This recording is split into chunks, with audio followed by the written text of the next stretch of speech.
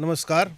मैं सारे दर्शकों का स्वागत करता हूँ हमारा स्पेशल पॉडकास्ट है, जो हम भारतीय एजुकेशन सिस्टम और ओवरऑल इंडस्ट्री को डिकोड करने के लिए कर रहे हैं। एज़ यूजुअल आज मेरे साथ जो गेस्ट हैं, श्री शिवांग सत्यगुप्ता जी हैं। शिवांग जी, आपका स्वागत है। जय माता दी। शिवांग जी थैंक जो यू। हैं, ये किसी तारुफ के मोहताज नहीं हैं। ये एसपी स्मार्ट स्कूलिंग सिस्टम के इन्वेंटर हैं, प्लस एसपी एजुकेशनल ट्रस्ट के चेयरमैन हैं। साथ ही साथ ये जर्नलिस्ट का भी काम करते हैं और द अर्थ न्यूज़ के संपादक हैं। मेरे साथ है मेरे मित्र और मेरे कुलीग आशीष कपूर जी। तो मैं डायरेक्ट मुद्दे पे ही आऊँगा इस बार, कि जैसे आपने हमारा टाइटल देखा, क्या करें क्या ना करें, ये कैसी मुश्किल हाय। मैं आगे बढ़ने से पहले ये बोलूँगा कि हम ये प्रोग्राम 1 घंटा पहला करने वाले थे, लेकिन शायद क्या करें, क्या ना करें, मैं भी पेरेंट हूँ, आशीष भी पेरेंट है, शिवांग सर तो पेरेंट के साथ-साथ करीबन-करीबन मैं कहूँगा 20-25 हज़ार बच्चों के गार्डियन या टीचर भी रह चुके हैं, तो इनका नज़रिया जो है और जो मेरा नज़रिया है, थोड़ा-थोड़ा डिफरेंट था, क्योंकि एज़ अ पेरेंट मैं शायद देखिए मैं क्या कहूँगा, अमेरिकन इन्फ्लुएंस जो रहा इंडियन सोसाइटी पे, प्लस जिस तरीके से बाहर के जो सोसाइटीज़ थी, उनका जो बढ़ चढ़ के हमारे इधर एडवर्टाइजमेंट हुआ, प्लस इंटरनेट का आना, ये सब चीज़ जो है, इस सारी चीज़ ने एक ऐसा सिनेरियो बना दिया है कि हर कोई पेरेंट परेशान है, क्या मैं सही कर पा रहा हूँ या नहीं। और उसे ये भी नहीं पता कि शायद वो जो ये सवाल उठ रहा है उसके मन में, ये भी कुछ लोगों द्वारा कुरेद के उठाया गया सवाल है। कुछ लोग जो अपना कुछ और चीज़ उनको बेचना चाहते हैं, तो वो उनको जानबूझ के भी असमंजस में डालने की कोशिश करते हैं, कि ताकि वो उनके प्रोडक्ट की तरफ, या जो जिस तरीके से मैं कहूँगा, एक एक जो ट्यूशन का सिस्टम भी चल रहा है हमारे देश में, वो एक बहुत ही बड़ी मल्टी मल्टी मिलियन रुपीज़ की इंडस्ट्री है, बिलियन टच करने वाली है, इतनी बड़ी इंडस्ट्री है। तो वो भी कुछ हद तक देखिए, आजकल क्या है कि फेसबुक है, यूट्यूब है, आप एड्स के थ्रू कुछ भी चीज़ को प्रमोट कर सकते हैं। प्लस कुछ इन्फ्लुएंसर्स हैं, जिन इन्फ्लुएंसर्स को आप पे करके अपना कंटेंट प्रमोट कर सकते हैं। तो एक ऐसा एक एक मैं कहूँगा, एक माया जाल सा फैल चुका है हमारे आगे पीछे, जिसमें एक पेरेंट और एक स्टूडेंट परेशान है कि क्या इस चेंजिंग टाइम, जो ये बदलता हुआ वक्त है, इस बदलते हुए वक्त के हिसाब से क्या मैं सही दिशा में चल पा रहा हूँ कि नहीं। तो मैं डायरेक्ट मुद्दे पे आऊँगा। शिवांग जी, पहला सवाल मैं आप ही से पूछूंगा। देखिए, हमने काफ़ी बहस की अभी, इससे पहले भी काफ़ी देर तक बातचीत हुई हमारी। तो अब मुझे लग रहा है, उस बातचीत के से पहले मैं शायद कॉन्फिडेंट था कि मैं जो कर रहा हूँ मैं सही कर रहा हूँ, मैं तो रिलैक्स चल रहा हूँ, मैं सही चल रहा हूँ, मैं अमेरिकन टाइप चल रहा हूँ। मुझे लग रहा था कि मैं सही कर रहा हूँ। तो लेकिन कुछ ये जो हमारी 30-35 मिनट की बातचीत हुई, इसके बाद मुझे भी कहीं ना कहीं सवाल आने लगे कि क्या मैं पूरा कर रहा हूँ या नहीं, क्या मैं कहीं ज़्यादा ही रिलैक्स तो नहीं चल रहा। रवीश और आशीष, जैसे आपने ये शो शुरू किया, आपने कहा बात करनी है, संडे था, रात का टाइम था, मैं भी एक फ्रेश माइंड से बच्चों के बारे में सोच रहा था। सबसे पहले तो मैं अपने आप को बताना चाहता हूँ कि क्यों मेरी बात में रेलेवेंस है। वो इसलिए है क्योंकि by hobby and by choice मैंने अपनी लाइफ के कंटिन्यूसली 28 ईयर्स बच्चों को डेडिकेट किए हैं, और मैंने उन चीज़ों का रिकॉर्ड अपने पास रखा है जो मुझे ऑब्ज़र्व हुई। स्टार्ट करते हैं कि हमने आज जब ये डिसाइड किया क्या करें क्या ना करें, कैसी मुश्किल आए, कारण ये था कि मैंने देखा कि सोशल मीडिया की बड़ी कृपा है कि कम से कम चीज़ें रिकॉर्डेड पड़ी रहती हैं और कोई इंसान देख सकता है कि एग्जैक्टली क्या कहा गया। और अगर ये सोशल मीडिया और टेक्नोलॉजी नहीं होती तो शायद जैसे हम जो बोल रहे हैं, कल को बोल सकते थे हमने तो कहा नहीं, ऐसा तो हुआ नहीं। तो शायद ये जो सोशल मीडिया है ये एक बहुत बड़ी हेल्प कर रहा है रिकॉर्डिंग और रिव्यू करने में। अगर गौतम बुद्ध के टाइम पे सोशल मीडिया रहा होता तो आज हम एग्जैक्टली सुन पाते हैं कि गौतम बुद्ध जी ने क्या कहा। जैसे अब ओशो को आजकल लोग सुन रहे हैं तो ओशो की इंटरप्रिटेशंस बदल रही हैं, क्योंकि ओशो की रिकॉर्डिंग है, वॉइस रिकॉर्डिंग है, सुन पाते हैं वो क्या कह रहे हैं। कुछ लोगों ने उनको कोई इंटरप्रेट किया, किसी ने कुछ किया। तो जैसे आपने कहा कि क्या करे क्या ना करे, इसके बारे में मैंने बताया मेरी रेलेवेंस है because of the time I have spent and I have qualitatively given in to this line. Dear parents and Ravish Ashish, as parent to you also and to me, सबसे पहले आपने ये समझना है कि जो ये एक्साइटमेंट हमें सोशल मीडिया में दिख रही है, जिनको मैंने वॉच बार बार किया, तो मैंने कहा कि आज आप इस पे बात करो। वो ये है, having experiments without any logics and without any reasons.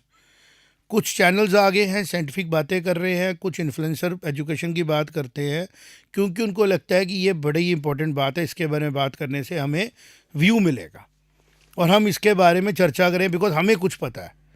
सबसे पहले मैं ये बताऊंगा कि एक बहुत बड़ा इंफ्रास्ट्रक्चर लगा हुआ है जो एजुकेशन को रिस्पॉन्सिबिलिटी के साथ हैंडल कर रहा है। भारत की पॉपुलेशन 30 करोड़ थी जब भारत आज़ाद हुआ लगभग, आज वो 150 करोड़ है। अगर हम ये कंपेयर करें कि जी एक इंसेस्ट्रल सिस्टम एजुकेशन का बहुत शानदार था यूरोप में, तो हम देखेंगे फिर यूरोप में एट्रोसिटीज़ नहीं होनी चाहिए थी। अगर कोई रिलीजन का सिस्टम बड़ा स्ट्रॉन्ग था तो जिन लोगों ने भगवान के साक्षात बच्चे जीसस को सूली पे टांगा उन्होंने कौन सी एजुकेशन ली हुई थी? मॉडर्न स्कूल्स तो थे नहीं तब, तो उन्होंने रिलीजियस एजुकेशन ही ली हुई थी। ठीक, मुझे लगता है मैं ठीक तरीके से बता पा रहा हूँ। अगर कोई बोलता है कि जी शास्त्रों के गुरुकुल बहुत अच्छे थे, तो मुझे लगता है रावण भी गुरुकुलों से निकले थे। और अगर हम रावण की बात ना करें, जो हम बोलते हैं कि बड़े गलत लोग इंसान थे जिन्होंने किसी की वेडिड वाइफ को ऐसे तरीके से इंसल्ट किया और फिर उनकी वैसे ही राम जी के द्वारा हत्या की गई क्योंकि वो एक बुरे काम करने वाले इंसान बन चुके थे। हम दुर्योधन की तो बात कर ही सकते हैं क्योंकि द्रोणाचार्य दुर्योधन के भी गुरु थे और द्रोणाचार्य अर्जुन के भी गुरु थे। तो आप ये समझेंगे कि कौन सी पद्धति आप कहेंगे कि राइट एंड रॉन्ग है। ये तो है नहीं ना कि कौन सी पद्धति राइट एंड रॉन्ग है, क्योंकि जो चीज़ें सिस्टम के साथ चेंज की गई या हुई उनकी कुछ कमियां थी और वो कोई चीज़ नहीं कर पा रही थी। तो जैसे मॉडर्न एजुकेशन सिस्टम आता है, हमने उसको अभी लगभग 100 साल हुए हैं तो हमने उसका क्रिटिसिज्म करना शुरू कर दिया है। तो मेरा काम था कि मैं इस चीज़ पे बात करूं। क्यों करूं? क्योंकि अगर आप कोई चीज़ रिमूव कर रहे हो तो नया नक्शा आपके पास होना चाहिए। अभी मैं आने से पहले रवीश, मैं अभी आने से पहले ना एक होलिस्टिक देख रहा था। गवर्नमेंट ऑफ इंडिया ने एनईपी के बाद ना वो कमेटीज़ बनाई हैं होलिस्टिक व्यू पॉइंट के ऊपर। वो कह रही हैं कि रोट लर्निंग बंद कर दो। Rote learning is not good for people. आपने भी सुना होगा रट्टा मारना बुरी चीज़ है। अभी वो मैं देख ही रहा था तो एक पॉपअप हो गया, एक हाइपर क्वेस्ट करके है। उन्होंने कहा कि एक मदर हैं, उन्होंने 2 बच्चे खुद बड़े किए, उन 2 बच्चों को उन्होंने संस्कृत स्कूल में पढ़ाया। तो मैं बड़ा खुश हुआ कि भाई अच्छी बात है, आप अपनी शास्त्र पढ़ा रहे हो। और फिर वो 2 बच्चे जो हैं वो इस तरीके से परफॉर्म कर रहे हैं, संस्कृत में बात कर रहे हैं। मेरा एक सिंपल सा सवाल आ गया जो मैं आपसे कहने की कोशिश कर रहा हूँ। पेरेंट्स को एग्जाम्पल दी जा रही है कि वो 2 बच्चों ने डिस्ट्रप्शन के साथ अपना कैरियर बना दिया। ठीक, मुझे ये बात का जवाब चाहिए कि क्या 25 करोड़ लोगों के लिए ये मॉडल काम कर सकता है? बिल्कुल नहीं। उसकी क्या 25 करोड़ लोगों के लिए मॉडल काम कर सकता है? प्रेजेंट सिचुएशन में तो नहीं कर सकता, क्योंकि हमारे पास सेम वो जो प्रोसेस फॉलो कर रहे होंगे, हमारे पास इनफ उसके रिसोर्स ही नहीं है जो फॉलो। एक इंस्टीट्यूशन होगा, 2 इंस्टीट्यूशन हो गए, 100 हो जाएंगे। मैं इसके ऊपर एक और बात बताऊंगा कि मॉडर्न सिस्टम को कहा गया मेमोरीज में नहीं जाना है। ठीक, और वो मैम जो हैं वो कह रही हैं कि मैंने अपने हमारे गुरुकुलों में, उनका मैं चाहूँगा कि इसका लिंक डाल देंगे, उन्होंने कहा कि गुरुकुल सिस्टम ऑफ एजुकेशन में बच्चों को सिंगल लाइनर नहीं सिखाते थे, 500 वर्ड मिनिमम याद करके आना है, मेमोराइज करना उस चीज़ का। तो अगर हम फोर्स कर रहे हैं, रिवीज सुनने वाली ये समझने वाली बात है, अगर हम कह रहे हैं कि एक सिस्टम नया लाना है जिसमें मेमोरी स्ट्रांग बनानी है, तो मुझे बड़ी खुशी होती है जब मैं बच्चों के साथ डील कर रहा था। मैं I am one of the few people those who are in modern times काम कर रहा है इन चीज़ों के ऊपर। मैं रैंडमली रेडी हूँ, मुझे रेडी होने के लिए रात के 12 बजे भी रेडी हूँ, सुबह 4 बजे भी रेडी हूँ। कि जब मैंने ऑब्जर्व किया कि जिस तरीके से एक थॉट आ गया, रट्टा नहीं मारो, अंडरस्टैंडिंग, मैंने कहा बच्चे के पास पहले रिपोजिटरी आएगी तो अंडरस्टैंडिंग डेवलप होगी। तो 2025 आते आते I was criticised, system was criticised, लेकिन क्रिटिसाइज्म को उसको फ़र्क पड़ता है जिसको फैक्ट्स नहीं पता होते हैं। मेमोरी फर्स्ट हैंड प्रैक्टिस है, मेमोरी होगी तो अंडरस्टैंडिंग ग्रेजुअली डेवलप होगी। आज वो मैम जिनको 4, 6, 10 लाख व्यू आ गए, उनको सारे लोग कह रहे हैं ये सही है, क्योंकि उसको एक पॉलिटिकल थॉट से जोड़ा जा रहा है भारत की सिविलाइजेशन के साथ।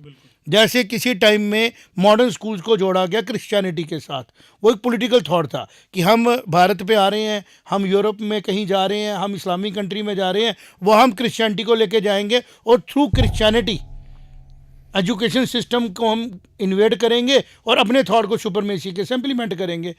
एक नमक का इलाज दूसरा नमक नहीं होता। अगर आपको कोई चीज़ स्वीट करनी है तो आपको साल्ट का टाइप नहीं बदलना है, आपको साल्ट के शुगर लानी है, तो वो सब मीठा होगा ना। तो मॉडर्न एजुकेशन सिस्टम को जिस तेज़ी से रिप्लेस करने की कोशिश की जा रही है और जो लोग कुछ कर रहे हैं उनके पास अल्टरनेटिव सिस्टम कोई नहीं है, एक्सपेरिमेंट्स है कि एक मम्मा ने 2 बच्चे तैयार कर दिए, वो 2000 नहीं हो सकते, वो 2 करोड़ नहीं हो सकते। मैं एक साइकिल लाता हूँ, मैं कैसे बताऊँ, आप एक सर्कल बनाएं, आप सर्कल बनाएं, उसमें 360 डिग्रीज हैं, उस सर्कल को 360 डिविजन्स में कर दो आप, डिवाइड, हर डिवीजन डॉट है, वो स्ट्रेट है, वो सर्कल नहीं है। लेकिन जब सबको जोड़ो वो 360 का सर्कल है। तो कोई भी थॉट जब तक किसी लूप में नहीं है ना, वो क्लैरिटी से नहीं बता सकता क्या सही है क्या गलत है।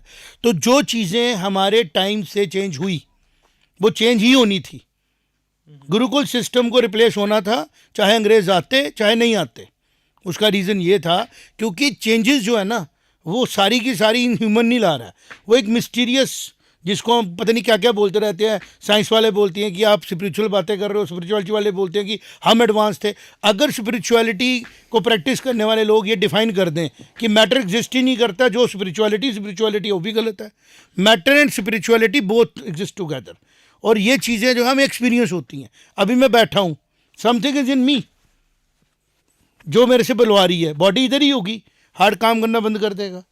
क्या करेंगे, क्या उस मिस्ट्री का क्या जवाब है किसी के पास कोई जवाब नहीं है। तो कई चीज़ें ऐसी थी जहाँ ऐसी होती हैं जिनका जवाब हमें नहीं मिलता है। तो मैंने कहा आज मैं आपके साथ बैठूंगा, डिफाइन कर दूंगा चीज़ों को, क्योंकि मेरे पास डिफाइन जवाब है इस चीज़ का। पहले हम बात करेंगे science as a career and subject science as a lifestyle. Science जो आप मॉडर्न देख रहे हो ये बहुत, जिसको हम बोलते हैं ना, अभी इन्फेंसी में है, लेकिन ये डेवलप हो रही है और ये रेलेवेंट है। रेलेवेंट इसलिए है क्योंकि ये आपके सामने ला पा रही है चीज़ों को। अगर साइंस बोल रही है कि रॉकेट जा सकता है चांद पे, तो वो जा रहा है, आप देख पा रहे हो जा रहा है, आपको कोई अब्स्ट्रैक्ट बातें करने की ज़रूरत नहीं है। अगर साइंस ने आपको लॉज दिए तो लॉज एक पर्टिकुलर फ्रेमवर्क में प्रूव हो रहे हैं, आपको उसके लिए किसी को प्रेशराइज करने की ज़रूरत नहीं है कि बस मैंने किताब में लिखा यही सही है। तो साइंस एक एमर्जिंग सब्जेक्ट है जिसके ऊपर काम हो रहा है, एक्सेप्ट किया जा रहा है, इसको ज़रूर पढ़ना है, इसको ज़रूर फॉलो करना है और इसके साथ लड़ना नहीं है।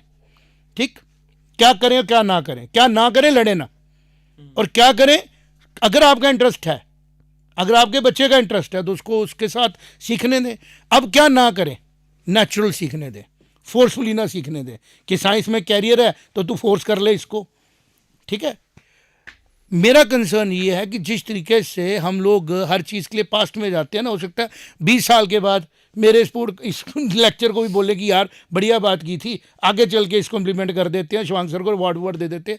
कुछ नहीं ऐसा चाहिए, किसी भी ट्रुथ टाइमलेस होता है। आज से हज़ारों लाखों साल पहले भी mystery of God was a mystery, आज भी मिस्ट्री है, हज़ारों साल के बाद भी मिस्ट्री होगी, क्योंकि जो चीज़ें हमें रिवील नहीं होनी। हम प्लस माइनस पास करेंगे, कोई बोलेगा ऐसा होता था, तो मैं बड़ी बात बोलता हूँ कि कौन सा ऐसा रिलीजन फेथ है जिसने डिस्ट्रक्शन नहीं देखी। अगर किसी एक पर्टिकुलर रिलीजन की हम बात करते हैं, सारों की कर लेते हैं ना, कि लोग पूजा कर रहे थे, बम ब्लास्ट हो गया, हज़ारों लोग मर गए। लोग इबादत कर रहे थे, वहाँ पे आतताइयों ने बम ब्लास्ट किया। होता ना तालिबान में, आप देखते हो कहाँ होता है, रिलीजियस प्लेसेस में होता है, मंदिरों में होता है, क्रिश्चियनिटी में होता है। पोप बीमार है, जिनके हाथ लगाने से दुनिया ठीक हो जाती है, वो बीमार है खुद, he is under some facing some disease. तो इसका मतलब ये है कि प्रैक्टिकली जो लाइफ के बियॉन्ड चीज़ें हैं वो हमारे लिए मिस्ट्री है। हमारे परदादाओं के लिए भी मिस्ट्री थी, तो अपने कन्वीनियंसिस के लिए, क्योंकि ये डर ना बने, हम उसके लिए कुछ ना कुछ के कांस्टेंट मान के कुछ देर के लिए इक्वेशन सॉल्व करते हैं, फिर नेक्स्ट जनरेशन में वो के कांस्टेंट हमारा वेरिएबल हो जाता है, फिर नया कांस्टेंट ढूंढना पड़ता है और हम आगे बढ़ जाते हैं। तो इस टाइम पे पेरेंट्स क्या करें? सबसे पहले मैं रिक्वेस्ट करूँगा, पेरेंट्स फेयर से बाहर आ जाए और नए एक्सपेरिमेंट्स करने की गलती ना करें। जो एक्सपेरिमेंट्स शायद उन लोगों के द्वारा स्टार्ट किए जा रहे हैं जो खुद बड़े कन्फ्यूज्ड हैं, जो खुद बहुत ज़्यादा क्लियर नहीं है वो क्या कह रहे हैं, क्योंकि पूरे वर्ल्ड में बच्चे पैदा करने से लोग डर रहे हैं, फैमिली बनाने से लोग डर रहे हैं। तो पढ़ाएंगे किसको? संस्कृत किसको सिखाएंगे? उर्दू किसको सिखाएंगे? मदरसों में कौन जाएगा? ये बड़ा सवाल है। मंदिरों में कौन जाएगा? पॉपुलेशन डिक्लाइन होने की तरफ जा रही है। लोग कह रहे हैं जी पॉपुलेशन बढ़ रही है, ध्यान से देखा जाएगा अगर आपको पता लगेगा जाके कि इलॉन मस्क कह रहा है, सिर्फ कुछ इलाकों में बढ़ रही है। हाँ, इलॉन मस्क खुद कह रहा है कि भाई पॉपुलेशन कम मत करो, सिग्निफिकेंटली पॉपुलेशन वीक हो रही है। तो मेरा ये है जो ऑब्जर्वेशन है, मेरी कोई कॉमन सेंस नहीं है कि मैंने सुना और मैं बोलना शुरू कर गया, कि जो ये लोग इन्फ्लुएंस कर रहे हैं एजुकेशन सिस्टम भारत का ख़राब है, आपको नौकरियां नहीं मिलेंगी, आपको ये जॉब नहीं मिलेगी, उनको ये बताना है कि ये सच है कि एजुकेशन सिस्टम को इम्प्रूवमेंट करने की ज़रूरत है। लेकिन जो मॉडर्न एजुकेशन सिस्टम मर्ज होके आया, जिसमें एक डिफाइंड प्लेस बना दी गई सोसाइटी में जहाँ पे हर कॉमन आदमी जाके पढ़ सकता है, अपने गोल अचीव कर सकता है, उसमें चीज़ें ऐड करने की ज़रूरत है और हो भी रही हैं, ऐसा नहीं है कि नहीं हो रही हैं। ठीक। और जो लोग इन्फ्लुएंस करने की कोशिश कर रहे हैं कि हम कोई उल्टी बात करें तो शायद हम नोटिस हों, उनको लगता है इससे हमें इंपॉर्टेंस मिलती है, तो उनको ये नहीं पता लगता है कि कोई आदमी आपके कहने पे फैट छोड़ रहा है, कोई आदमी आपके कहने पे होम स्कूलिंग शुरू कर रहा है, कोई मदर को लग रहा है। और फिर मैंने ध्यान से देखा, उन मदर ने अपनी फाउंडेशन बना ली एक, और अपने बच्चों को उन्होंने एज ए मेंटर ले लिया। मतलब उन्होंने एक फाउंडेशन बना ली, उसके वो फाउंडर बन गए। उन्होंने एज ए वो जिसको बोलते हैं ना कि एक एक्सपेरिमेंट करना था कि मैं ये करके बताती हूँ, तो उन्होंने फिर उसको कमर्शलाइज करना शुरू कर दिया। अब शायद वो बच्चों को पढ़ाना भी शुरू कर देंगे, जो एक स्टैंडर्ड फॉर्मेट है। अगर कोई इंस्टीट्यूशन है तो उसका डिफाइन है। प्राइमरी स्कूल बना 3 साल से छोटे बच्चों के, प्राइमरी 5वीं तक के बच्चों के लिए, मतलब 10-11 साल के, middle, higher secondaries, colleges, universities and industry define है। आप इस ट्रेन में चढ़ जाओगे, आपको उसमें अपनी अपनी जगह पर चीज़ें मिलेंगी। अब सवाल आता है कि इनमें कमी है। वो कमी इनमें नहीं है, वो कमी है आप किस ट्रेन में चढ़ते हो। उसके पहले आप देखते नहीं हो मैं कहाँ चढ़ रहा हूँ, और चढ़ने के बाद आपको याद आता है मैंने तो ये करना नहीं था, क्योंकि आप किसी के इन्फ्लुएंस में आगे चढ़ गए। यहाँ पे कंसर्न आता है क्या ना करें, ये ना करें। अपनी फैमिली में बैठें, अपनी फैमिली के साथ बात करें। और जो मैंने 2 एग्जाम्पलें दी कि अगर कोई बोलता है कि फलाने पास्ट में ऐसा होता था, तो फलाने पास्ट में खाली राम नहीं था, रावण भी था। खाली जीसस को मारने वाले नहीं थे, जीसस भी थे। खाली प्रॉफिट नहीं थे, उनसे लड़ने वाले भी थे। खाली गुरु नहीं थे, उनके साथ झगड़े करने वाले भी थे। तो वो किस सिस्टम से आ रहे थे? क्या वो मॉडर्न स्कूल से आ रहे थे निकल के, जो एजुकेशन सिस्टम को गाली देना शुरू कर दिया हम लोगों ने? मॉडर्न एजुकेशन सिस्टम के अंदर बहुत सी ऐसी चीज़ें हैं जो समय के साथ चाहिए थी। Common prayers, common lunch box, common areas, ताकि हर फेथ का आदमी एक दूसरे के साथ कोएग्जिस्ट कर सके। अब सवाल आ गया कि हमने अपनी फैमिलीज़ में, जो आप कह रहे थे वैल्यूज़, फैमिली में वैल्यूज़ आनी है सोसाइटी से, सोसाइटी में आनी है फैमिली से। ये वैसे ही है, अंडा पहले आया मुर्गी पहले आई। तो अगर आप सोसाइटी में वैल्यूज़ लाना चाहते हो जो नहीं रही हुई आपको, आपके हिसाब से, तो फैमिली में ले आओ। और अगर फैमिली में लाना चाहते हो, सोसाइटी में लानी, आपको दोनों जगह साइमल्टेनियसली लानी पड़ेंगी। शायद फैमिली से ही शुरुआत होगी। और वैल्यूज़ डिफाइन करनी पड़ेंगी, आपके नज़रों में वैल्यू क्या है सबकी। सबसे पहले तो बच्चे की वैल्यू कौन करेगा? जैसे मैंने पिछली बार सिटी में काउंसलिंग में मैंने बोला कि पुराने वर्ल्ड से भी सीखना है, प्रेजेंट वर्ल्ड से भी सीखना है, और आने वाले वर्ल्ड को इमेजिन करना है। मुझे बताइए आपके घर में आपके बच्चे की वैल्यू क्या है? मैं आपको आज बता देता हूँ, जितने पेरेंट्स को मैं मिलता हूँ, negative. He is suppose to replace parents और she is suppose to replace parent. तो हमें पुराने भारतीय संस्कृति से लेना है कि राजा और रानी, राजकुमार राजकुमारी डिफाइन कर देते थे कि ये मेरा राजकुमार है, ये मेरी राजकुमारी है। तो सारी सोसाइटी उनको वैसे डील करती थी कि राजकुमार है, उसके राइट्स हैं। हमारे घरों में हमारे बच्चों को तू तड़क, no rights, no views, no points. तो वो बड़े होते हैं एज अ रिबेलियस कि मैंने बड़े होकर सबसे पहले क्या करना है, वो स्लेवरी तोड़नी है जो मुझे मिल रही है। ये किसने दी हमें? मॉडर्न एजुकेशन सिस्टम ने नहीं दी, ये दी उस परसेप्शन ने कि हमने अपने आप को डेमोक्रेसी के बाद राजा तो मान लिया, बट लाइफस्टाइल हमने स्लेवरी वाला रखा कि मैं भी स्लेव हूँ, मेरा बच्चा भी स्लेव है। तो उसकी वजह से बच्चा जो है, पहले सबसे पहले वैल्यू सिस्टम क्या उसका, मम्मी पेरेंट्स से और पेरेंट्स से दूर जाना, क्योंकि पेरेंट्स हमें रोकते हैं, पेरेंट्स हमें टोकते हैं। तो पेरेंट्स का वैल्यू सिस्टम होना चाहिए था, और होना चाहिए कि अगर राजा दशरथ है तो राजकुमार राम है। अगर हमारे घर में हमारे बच्चे, हमने दुनिया को आगे बढ़ाने के लिए कृष्ण जी की फिलॉसफी फॉलो की, तो उन्होंने कैटेगरिकली कहा कि जो गृहस्थी नहीं चलाता वो किसी भी पॉजिटिव काम को करने के काबिल ही नहीं इंसान है, डिफाइन किया। और अगर कोई नहीं चलाता तो उसके लिए ये पैरामीटर, वो समाज के लिए काम करे, फिर वो इंडिविजुअली काम नहीं करे। तो जो बच्चे हमारी फैमिली के हैं ना, वो हमारा फ्यूचर है, आपके फैमिली की आइडेंटिटी है। तो जिसने आपको रिप्लेस करना हो उसको आपके इन एंड आउट सारे पता होने चाहिए। बहुत कम पेरेंट्स हैं जिनको ये चीज़ें बताई गई, उनको बोलेगा बच्चों का मैटर नहीं, बाहर जाओ। घर में झगड़ा होता है, बेटा आपका मैटर नहीं, बाहर जाओ, बैठाओ साथ में, let him B part of your every discussion. Inclusivity आनी चाहिए फैमिली का बच्चों को मतलब ही लेकर, क्या है, जैसे बच्चा आपका थोड़ा सा भी अंडरस्टैंडिंग है तो आपका बच्चे को आपने समझना है कि बाल रूप में कृष्ण भगवान है। बिल्कुल। अगर वो 8 साल की उम्र में कंस मार सकते हैं तो पावर उनके पास है। बिल्कुल। आप अपने बच्चे को इतनी बड़ी एग्जाम्पल भगवान कृष्ण ने दी ना पूरे हिंदुस्तान को कि बाल रूप में, बच्चे के रूप में मैं हूँ। आज रामलला का बना ना मंदिर, तो रामलला में पावर है ना। हम में से कितने पेरेंट हैं जो ये बात को एड्रेस करेंगे? और फिर क्या होगा, कोई एक चैनल आएगा, वो उनको अपने बच्चों से दूर करेगा, उनको बोलेगा जो सिस्टम से भी बाहर आ जाओ, ट्रेन से उतर जाओ। फिर कौन सी ट्रेन में चढ़ना है? अच्छा मैं एक ट्रेन बना रहा हूँ, उधर चढ़ना। जब तक वो तू ट्रेन बनाएगा तब तक वो बच्चा 45 साल का हो जाएगा। This is what I want to tell. मेरे मन में एक थॉट आ रहा है, शायद आप उसको कंफर्म करेंगे या करेक्ट करेंगे, वो चीज़ आप पे being you have a great experience in this, कि हम, मुझे ऐसा लगता है जो चीज़ अभी आप डिस्कस कर रहे हैं उसमें ये होता है कि हम छोटे से बच्चे की क्या करते हैं, उस पर अपना थॉट प्रोसेस जो है उसको फोर्स अपॉन करते हैं, और उसका जो थॉट प्रोसेस बनना था खुद शायद उसके एक्सपीरियंसेस के साथ, वो शायद कहीं ना कहीं हम उसको खत्म कर रहे हैं, वो खत्म हो जाता है उस गलती से। वो खत्म हो गई ना आशीष। जैसे आप किसी जगह जाते हो, अभी आप अगर आप किसी भी जगह जाओ, मेन्यू फिक्स कर दिया गया ना चीज़ों का। Creativity is the only reason to get a leadership. अगर हम कहते हैं जी मराठाओं ने गुरिल्ला वार लड़ी, तो क्रिएटिविटी थी ना, कि उन्होंने कहा जी हम तो लड़ नहीं सकते, इतनी बड़ी ऑर्गेनाइजेशन की सेना है, तो दिमाग लगाओ, उसका रिडल सॉल्व करो। उन्होंने कहा गुरिल्ला वार करते हैं।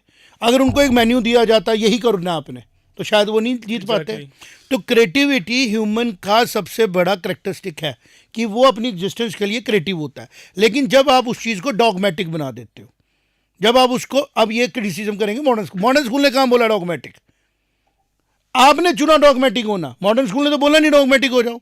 स्कूल ने कहाँ बोला डॉगमेटिक हो जाओ? स्कूल ने आपको मिनिमम क्वालिफिकेशन दी, मैक्सिमम की तो बात ही नहीं की। Who has stopped any person to be creative?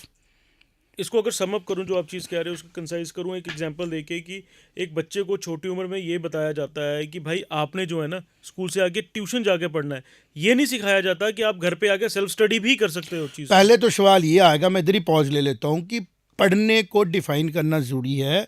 पढ़ाई किसको बोलते हैं हम लोग? जिसकी रिक्वायरमेंट उसको होगी जब वो बड़ा होगा, टू आइडेंटिफाई हिमसेल्फ, कि उसने अपने आप को क्या बोल के पार्ट ऑफ सोसाइटी बनाना है। सिचुएशंस को आज से 30 साल पहले आईटी इंजीनियर नहीं थे, 40 साल पहले तो वो आईटी की क्वालिफिकेशन नहीं थी। बिल्कुल। आज से 10-20 साल के बाद क्या होगा, उसको देख के ही आज आप क्वालिफिकेशन दे सकते हो ना उसके बारे में। सब लोग इसमें पढ़ गए हैं, एक अपॉर्चुनिटी लग रही है उनको, हम सॉल्व कर देंगे। जैसे कोई बीमार होता है, हम बीमारी सॉल्व कर देंगे, कभी घी बंद, कभी घी ऑन, कभी वनस्पति घी खराब, कभी अच्छा, कभी रिलीजन में आओ, कभी नहीं आओ। अगर हज़ारों साल पुराना हमारा कोई एजुकेशन सिस्टम मॉडर्न वर्ल्ड में इररिलेवेंट हो गया, आप उसको वापस लाने की अगर कोशिश करोगे बाय पॉलिटिकल रीजंस, तो ज़रूरी नहीं है वो आपको फ्रूट देगा। हो सकता है वो आप एक नए मॉडल से उसको लाओ, नए मॉडल से। रीमॉडलिंग इज गुरुकुल भी हमें चाहिए, मदरसे भी अगर आपको चाहिए, पार्ट ऑफ सोसाइटी है। आपको कोई बीच का रास्ता निकालना है। मैंने पहले पेरेंट्स को देखा कि यार वो रिलीजियस प्रैक्टिस करे, उससे उनको एक बात दिमाग में डाली गई कि शायद religion is a solution. Religion एक बहुत ओल्ड एज जिसको बोलते हैं इंस्टीट्यूशन है। रिलीजन जो है ओल्ड एज इंस्टीट्यूशन है, जो डॉगमेटिक हो जाता है, जो कहता है नहीं अब कोई चेंज नहीं, दिस इज अल्टीमेट थिंग। कुछ चीज़ें इटर्नल हैं जो कभी वर्ल्ड में चेंज नहीं होंगी, जैसे ट्रुथ है। लेकिन जो चीज़ें उसका पार्ट है नहीं, उसकी जुडिक्शन है नहीं, उसमें वो जाके क्या करेगा? अब अगर किसी रिलीजियस प्रैक्टिस में बोला गया कि भाई इस तरीके से आपने घर बनाना है, आज मॉडर्न वर्ल्ड में तो आपके बन गए, वो क्या बोलते हैं उसको, टावर्स, वो इररिलेवेंट हो गया ना, हो गया ना इररिलेवेंट। अगर किसी जगह बोला गया जी नहीं जी आपने इस तरीके से करना है, because there are common factors. इसके लिए एक सिचुएशनल एग्जांपल देता हूं, इसको मैं कंप्लीट कर लेता हूं। अक्सर क्या होता है, लॉजिकल बातें करने के लिए ना हम मॉडर्न साइंस के साथ रिलीजन का इंटरफेस बनाते हैं। मैंने देखा यूट्यूब में भी क्या करते हैं कि अपने आप को वैलिडेट करने के लिए ना मॉडर्न साइंस से कोलैबोरेट करते हैं। कोई ज़रूरत नहीं है। रिलीजन खुद में एक कंप्लीट आइडेंटिटी है, उसको किसी के साथ कोलैबोरेट करने की आपको ज़रूरत नहीं है। वो खुद में प्रूवन है कि जो चीज़ आज से हज़ारों साल पहले शुरू हुई, वो आज भी रेलेवेंट है, तो इसका मतलब प्रूव हो रही है। इसी तरह मॉडर्न साइंस 300-400 साल पहले जिसको बोलते हैं ना कंसोलिडेट होना शुरू हुई, ये भी खुद को प्रूव करेगी और कर रही है। आपको इन दोनों वर्ल्ड्स को बैलेंस करने के लिए अपने आप को अवेयर करना है, और अगर आप अवेयर नहीं हो सकते हैं, आपको लगता है, तो किसी को फॉलो करना है। और फॉलो किसको करना है? जिसको क्रिएटिवली इस चीज़ को करना आ रहा है और जो प्रैक्टिकली कर पाएगा। अगर मैंने यहाँ से दिल्ली जाना है, सफ़र है ना, तो मुझे ऑप्शंस पता होनी चाहिए, पैदल जा सकता हूँ, मूवमेंट करते रहना है मुझे, तो पहुँच जाऊँगा। रास्ता भी पता होना चाहिए। अगर ना आपको रास्ता पता हो, ना आपके पास रिसोर्सेज हो, और कोई आपको बोले बस मेरी बातें सुनते रहो दिल्ली पहुँच जाएगा, तो नहीं पहुँचोगे आप।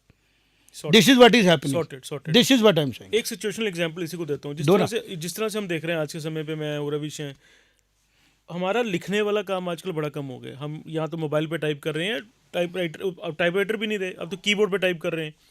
एक सिचुएशन ये भी है, हम देख रहे हैं घरों में माएँ हैं या पेरेंट्स हैं या दादा दादी लगे हुए बच्चों के पीछे, और राइटिंग, यार ये क्या कीड़े मकोड़े बना दिए, साफ करो इसको, साफ करो। देखो, मैं आपको फिर बोलूँगा, ये साइंस है। कैसे? अभी वो जो मैडम कह रहे थे, मैं उनके कोड को बोलूँगा, उन्होंने कहा था कि मैंने बच्चों को बोला मेमोराइज करो हाइम्स, क्योंकि इससे मेमोरी शार्प होती है। ऋषि मुनि जो हमारे थे वो मेमोरी को बड़ा फोकस करते थे, मेमोरी। मैंने कहा ये बिल्कुल ठीक बोल रही है, मेरे को भी लग रहा है मेमोरी बड़ी इंपॉर्टेंट चीज़ होती है, मेमोरी के बारे कुछ नहीं होता। लेकिन फिर मैंने देखा एक बंदा थॉट आ गया, रोट लर्निंग गलत है। साइंस ने क्या किया, आपको दे दिया पेपर और लिखने की एक रिसर्च, नहीं तो आपको अपना ज्ञान याद ही कराना होता था दूसरों को। भारत में स्मृति चलती थी, जिसको हम डिनाई नहीं कर, और बहुत बेस्ट है। आज भी अगर आपको डेफिनेशन याद है तो आपको लिखने की ज़रूरत नहीं है, आप जवानी अपने आप को सिखाओ और ओरली आप चीज़ें याद करो। इसलिए हर बुक में, ओरल वर्ल्ड में आपको ओरेशन पे काम करना पड़ता है, याद कराने पे काम करना है।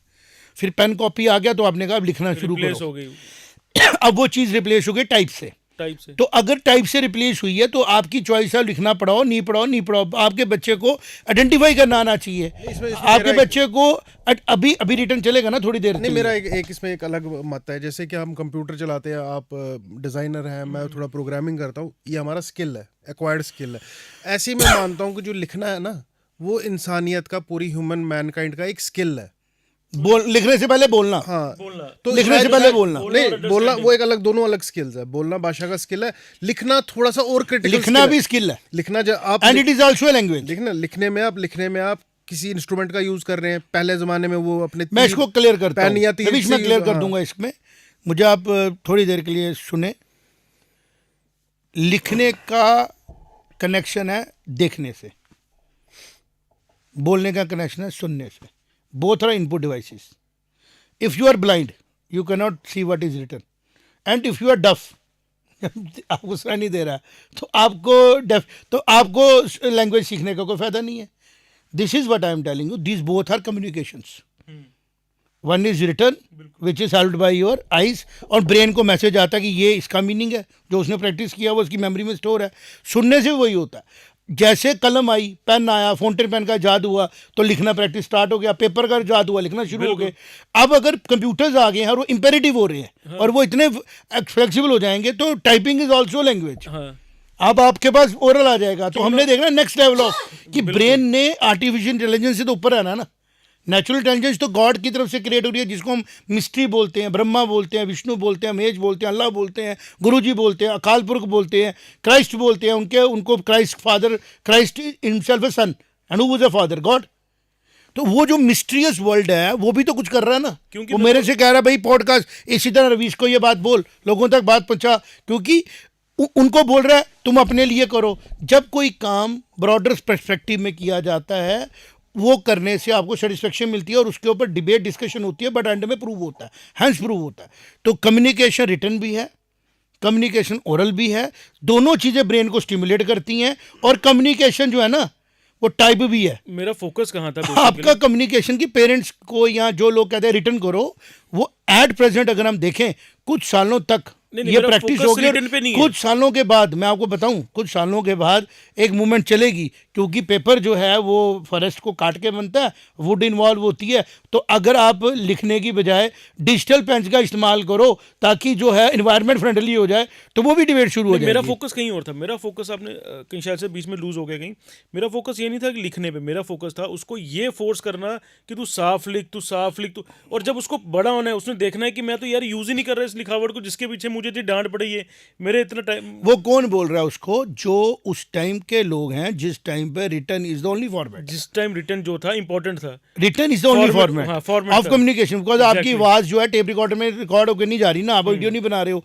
आज की डेट में आपको एक फॉर्मेट मिल गया, आप उस टाइम रिटर्न करके देते थे, मुझे ये सवाल रिटर्न करके पूछा, ये मैं रिटर्न करके जवाब दे रहा हूँ। तो पढ़ने वाले को लैंग्वेज आती है, वो पढ़ के समझ रहा है इसको आता है।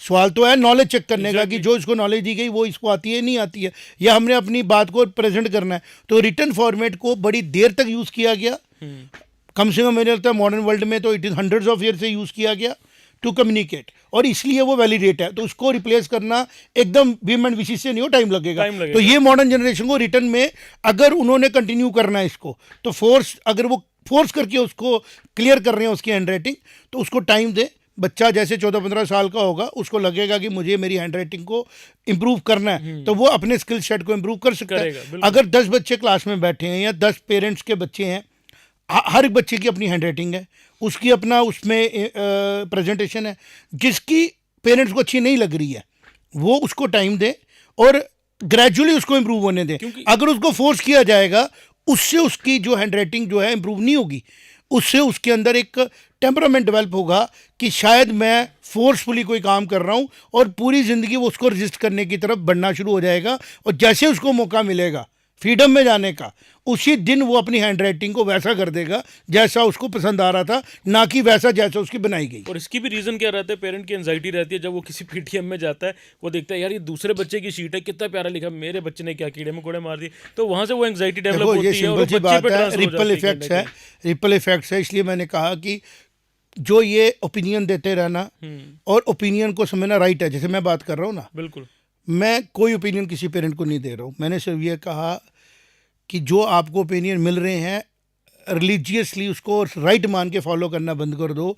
अपनी कॉमन सेंस को पहले देखो, वो कॉमन सेंस कैसे बनी, आपके पास डाटा क्या है, आपके पास फैक्ट्स क्या है। तभी मैंने कहा रिलीजन में भी बहुत प्रैक्टिस पॉजिटिव है, मॉडर्न साइंस में भी पॉजिटिव है, आने वाले समय में भी पॉजिटिव है। आपने पॉजिटिविटी की तरफ जाना है।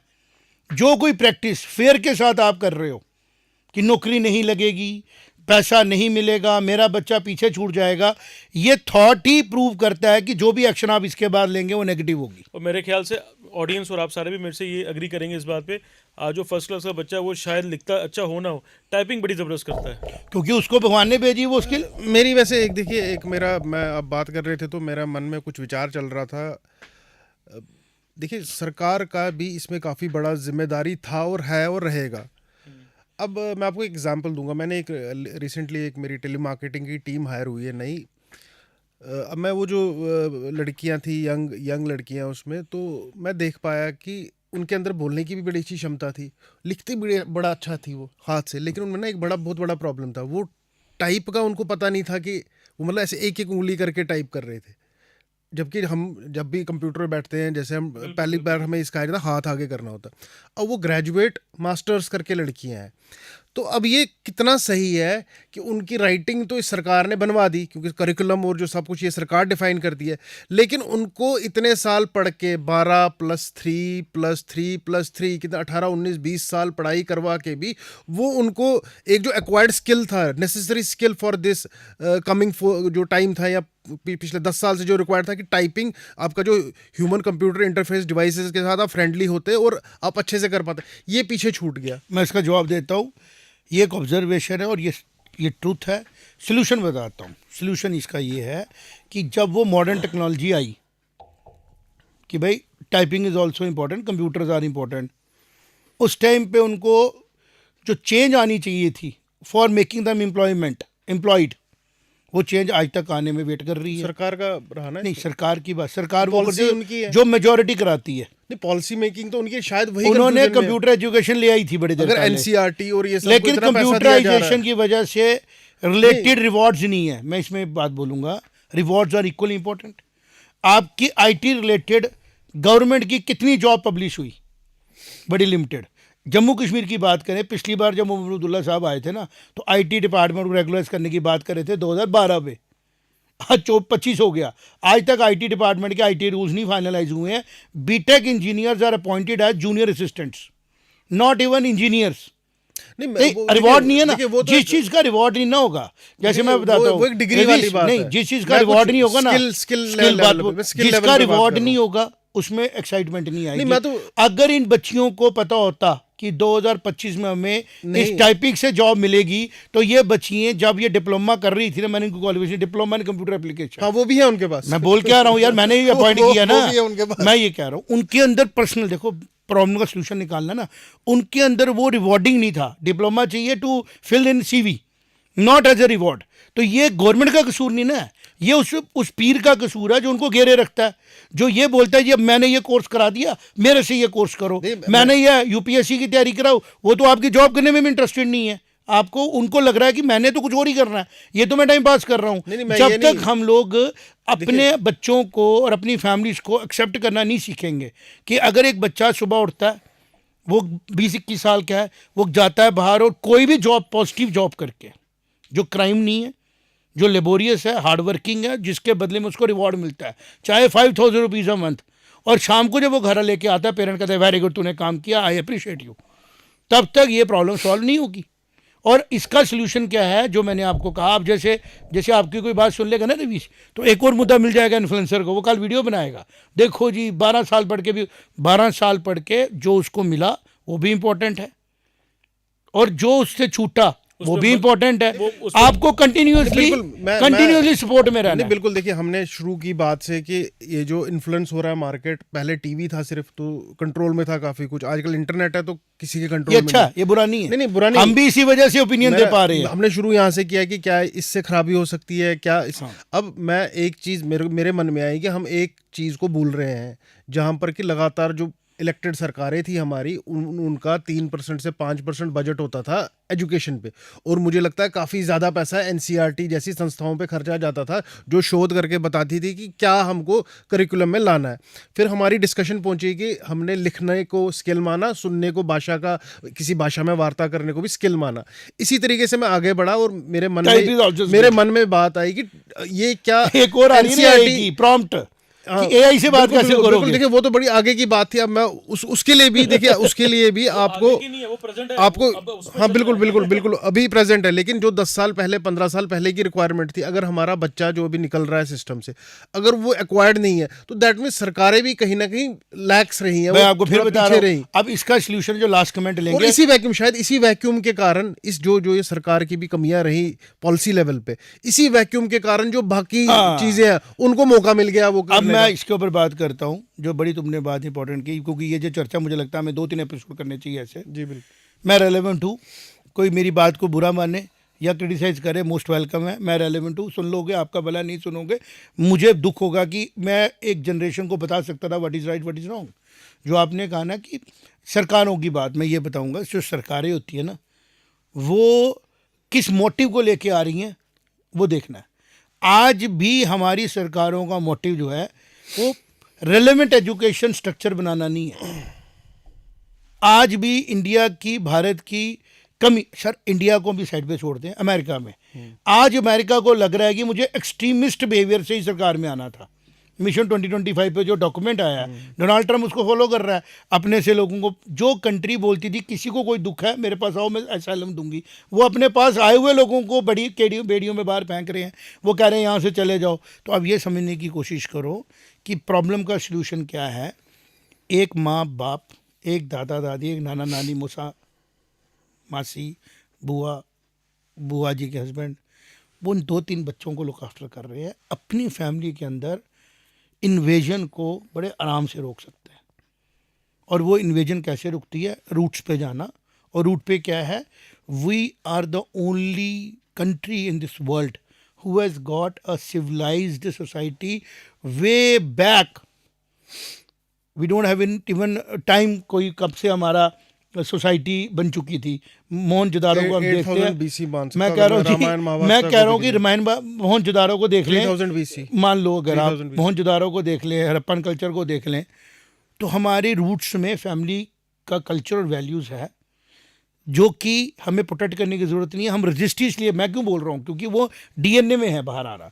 सिर्फ करना क्या है, हमें अपने आप को थोड़ी देर के लिए आइसोलेट करना है, अपने बच्चों के साथ बैठना है, अपने बच्चों के साथ उनसे कम्युनिकेट करना है, और फिर अपनी नॉलेज को देखना है, उनकी नॉलेज को सुनना है। और अगर हमें लग रहा है कि हम दोनों की नॉलेज जो है वो डायरेक्शनल नहीं हो रही है, तो किसी एक्सपर्ट को लाना है जिसका माइंडसेट सेल्फलेस हो, जो आपकी प्रॉब्लम सॉल्व करे, जो आपके रिसोर्स के अकॉर्डिंगली काम करे, ना कि आपको अपनी नॉलेज को थोपे कि मुझे लग रहा है टाइप करना चाहिए, आप टाइप करो, बेशक आपने उसके बाद काम ही नहीं करना हो कंप्यूटर एजुकेशन का।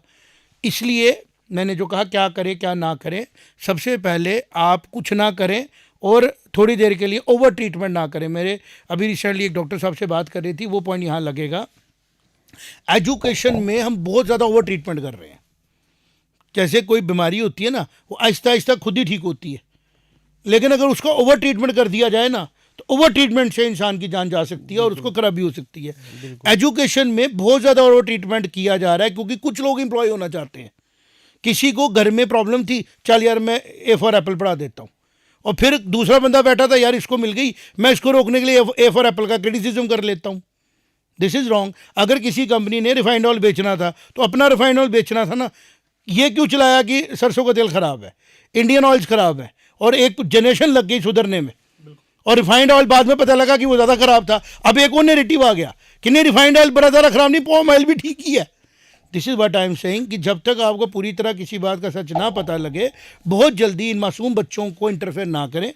सर इंटरनेट से ये ख़राब हो रही है, बच्चे बेशक आपके हैं, लेकिन साउल मॉडल है, वो 2025 की साउल लेके आ रहा है, वो 2020 की साउल लेके आ रहा है। आपको कंप्यूटर सीखने में दिक्कत आई, आपको उसको नहीं आएगी, वो आपसे। और आपका ये ऑब्जर्वेशन होना चाहिए कि यार मुझे मोबाइल चलाने में दिक्कत आती है, मेरे बच्चे तो फटाफट सीख लेते हैं। This is truth, this is something which is to be observed, कि जो मॉडर्न टेक्नोलॉजी है, मॉडर्न जनरेशन उसको अडॉप्ट कर लेती है, आपसे नहीं हो पाती, आप क्रिटिसिज्म करते हो उसका। आपको बैलेंस बनाना है, टेक्नोलॉजी उसको करने दो, संस्कार जो हजारों साल से चले आए वो आप उनको ट्रांसफर करो, तो चीज़ें बैलेंस हो जाएंगी। जी और जो लोग ये इन्फ्लुएंसर हैं, नेक्स्ट सीरीज में करेंगे कंटिन्यू में, और डाटा लाऊंगा। मेरी हाथ जोड़ के विनती है। काफ़ी लोग अब एक्चुअली लाइव देख रहे हैं हमें, अच्छा, तो मैं चाहूँगा हम आधी रात को लगे हुए हैं, सोने का टाइम दे दें, नेक्स्ट एपिसोड लेके आएंगे। मैं ये चाहूँगा कि भाई जी, मैं आपसे रिक्वेस्ट करता हूँ, हमने अपनी ज़िंदगी के 28-30 साल इस लाइन को दिए हैं। भगवान करे हमारा जो ऑब्जर्वेशन है, जैसे भारत का ऑब्जर्वेशन पूरी दुनिया को पीस की तरफ लेके जा रहा है, ये ऑब्जर्वेशन लोगों के काम आए। 2 लाइन्स, आप अपने बच्चों को बहुत प्यार करते हो, इसमें कोई दो राय नहीं, उस प्यार को दिखाने का टाइम है। वही प्यार आपके बच्चों को बहुत बढ़िया तरीके से एक बेहतरीन इंसान बनाएगा, because true love is the only religion of any Saul, और यही सच है। तो जो प्यार छोटी छोटी कमियों की वजह से हम दिखाने में चूक जाते हैं, वही कमियाँ बड़े होके बच्चों को दिक्कत देती हैं, और वही कमियाँ बच्चे जब नहीं फील करते हैं और वो फिर अपनी फैमिली बनाने में दिक्कत करते हैं, क्योंकि उनको बचपन याद आता है कि शायद हम भी वैसे पेरेंट बनेंगे जो बच्चों को तंग करेंगे, परेशान करेंगे। तो इससे बेटर है कि हम पेरेंटिंग ना ही करें तो अच्छी बात है, हम ऐसे बच्चों को दुनिया में ना लाएँ तो अच्छी बात है। ऐसा कुछ नहीं है, बहुत अच्छी चीज़ें हैं। गुरुकुल भी बहुत अच्छा सिस्टम है, मदरसा भी बहुत अच्छा सिस्टम है। मॉडर्न स्कूल्स को और इम्प्रूव करने की ज़रूरत है, जो हो रहे हैं, टाइम से होते जाएंगे। आप लोग किसी भी पेसिमिज्म का शिकार होके अपने बच्चे को किसी ऐसे रास्ते पे आगे ना बढ़ा दें, किसी एक इंसान के कहने पे, जिसका मोटिव आपको पूरी तरह क्लियर नहीं है। तो नेक्स्ट एपिसोड में मिलते हैं।